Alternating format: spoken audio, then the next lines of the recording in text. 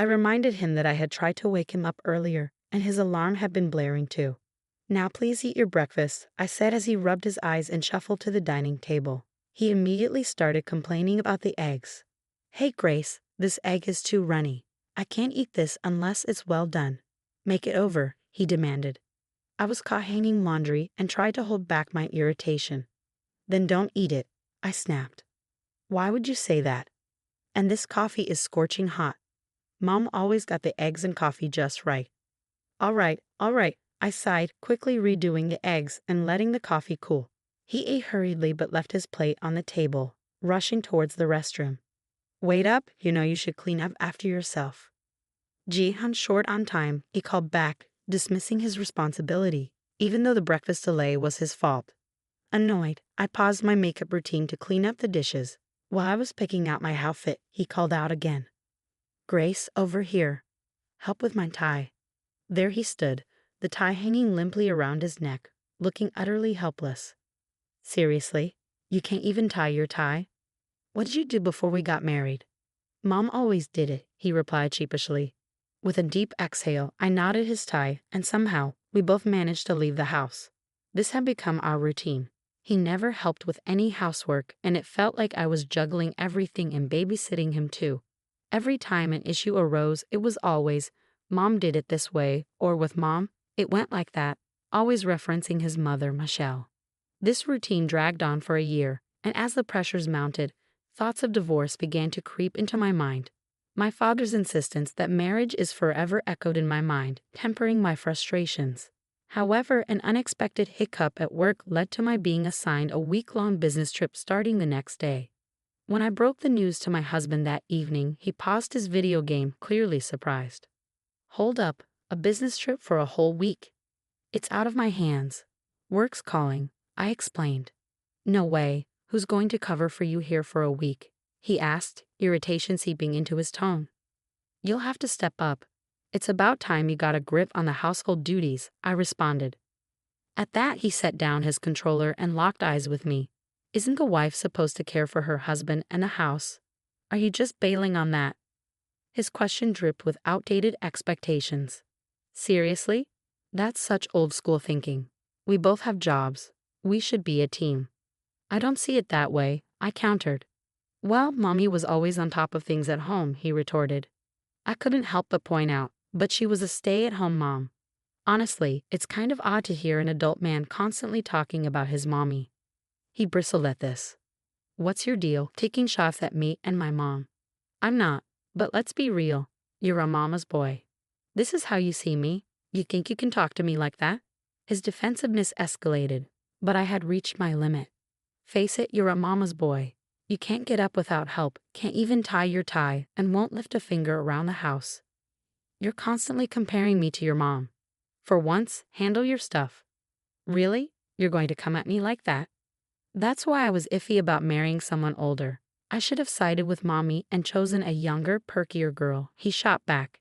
His words struck a nerve, and our conversation spiraled into a major blowout. "Even joking, you shouldn't say stuff like that." "We're married," I said, trying to anchor the conversation to the commitment we had made to each other.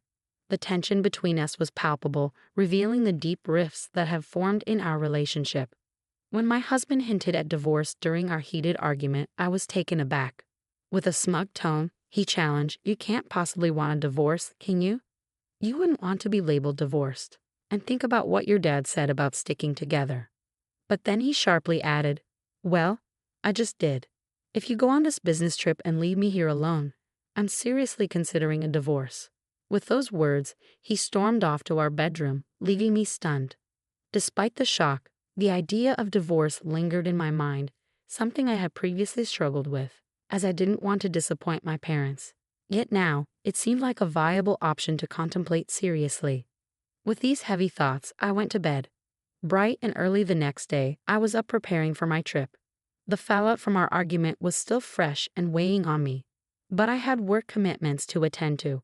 I nudged Edward, who was still nestled under the covers. "I'm heading out. You better wake up or you'll be late for work." His response was a sleepy, unintelligible mumble. Rolling my eyes, I left. A few hours later, a text from him popped up on my phone. You barely tried to wake me. Now I'm running late. Did you really go on that trip? I quickly texted back. I did wake you up, and yes, I'm on my trip. I'll be back in a week. He read my message but didn't reply. Mid-trip, I decided to call my parents to update them about Edward's behavior and share my growing inclination towards divorce. I braced myself for a lecture, unsure of how they would react to the possibility of our marriage ending. The call was going to be a difficult one, but it was necessary to seek their advice and perhaps their understanding of my situation.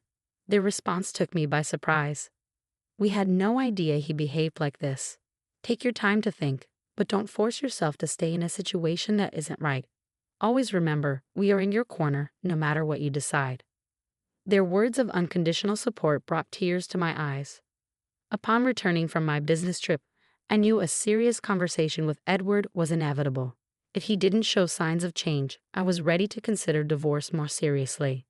My mind was abuzz with thoughts as I walked into our house late in the evening, only to find Edward wasn't home yet. As I looked around, a set of signed divorce papers and a note on the table caught my attention. The note read, "Since you ditched the housework, I'm heading back to my folks. Check out the divorce papers and think things over." Reading this, my initial reaction was rage. How dare he threaten me with divorce? But as my anger subsided, I began to see the situation differently. Maybe this was a sign that ending things might not be such a bad idea after all. With that realization, I decided to file the papers. When the divorce was finalized, I felt as if a heavy weight had been lifted from my shoulders. That evening, I went to bed and slept more soundly than I had in a long time. The next morning, as I enjoyed a peaceful cup of coffee, the door swung open, and in walked Edward, clearly upset. "Why didn't you come to my parents' place to apologize? What's gotten into you?" he demanded, his temper flaring. Then, noticing the empty spot where the divorce papers had been, his expression shifted from anger to shock. "Hold on, where are the divorce papers?" "Oh, I filed them," I calmly responded. "You did what?" He looked as if he had been slapped. "You went through with it." "Thanks for signing them. It made everything smoother," I said. "You can't be serious. Did you go all the way? Have you lost your mind?" he exclaimed, unable to hide his astonishment at my decisiveness.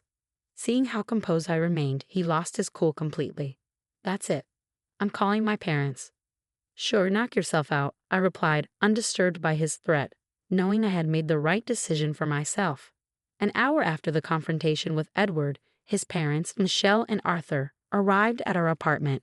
Michelle immediately spotted me and dramatically exclaimed, "You! How could you just divorce Edward like that? What's your deal?" I responded coolly, "If he had the divorce papers all filled out and ready to go, doesn't that suggest he wanted out? Is that a problem?" "How can you be so bold when you're just his wife?" she countered, but before the situation could escalate further, Arthur intervened with a firm "enough." The room fell silent. Arthur turned to me. "Grace, can you walk us through what happened?" I agreed and began detailing the ongoing issues. Our argument before my trip and the divorce papers Edward had left for me. I was at my wit's end.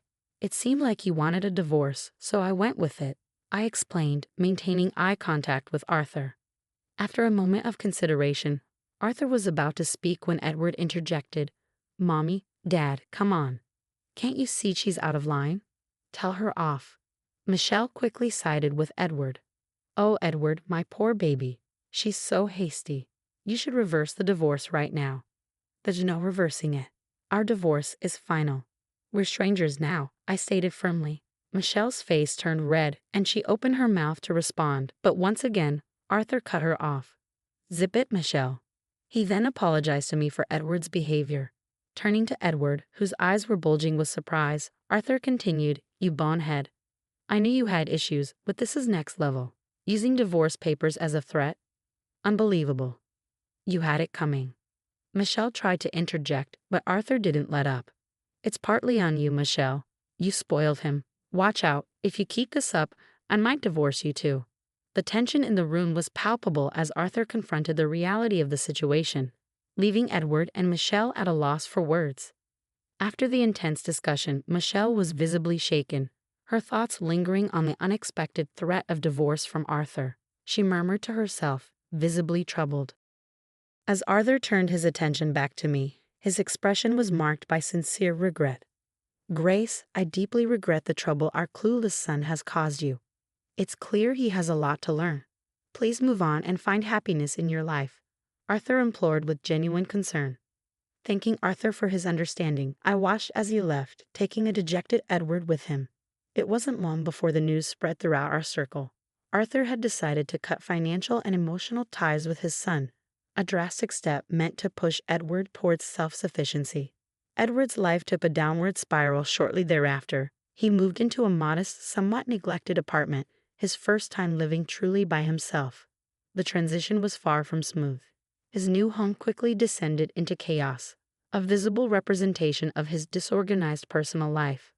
With no one to depend on and habitual tardiness, Edward soon found himself unemployed, his inability to adhere to a schedule finally catching up with him.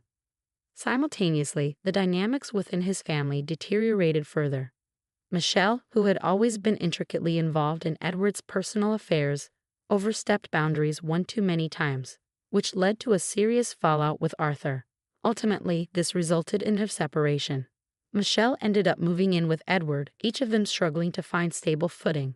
They scraped by with low-end jobs, their lives marked by a series of unfortunate events and poor decisions, with no clear path to improvement visible. On the other hand, my own life took a markedly different turn. Free from the daily stresses and emotional drain of my relationship with Edward, I found myself alone in our condo, which now felt surprisingly spacious and full of potential. With renewed energy and focus, I dedicated myself to my career. The absence of Edward's negative influence allowed me to excel at work, and my professional life flourished as a result. Feeling liberated and optimistic, I embraced my newfound independence. My living space not only felt more open but became a true sanctuary where I could relax and plan for the future. The improvement in my work life was palpable, and I approached each day with a sense of excitement and anticipation for what lay ahead. The contrast between my thriving existence and the downward trajectory of Edward and Michelle's situation was stark. While they were no longer a part of my life, the lessons learned from our time together resonated deeply, reinforcing my commitment to personal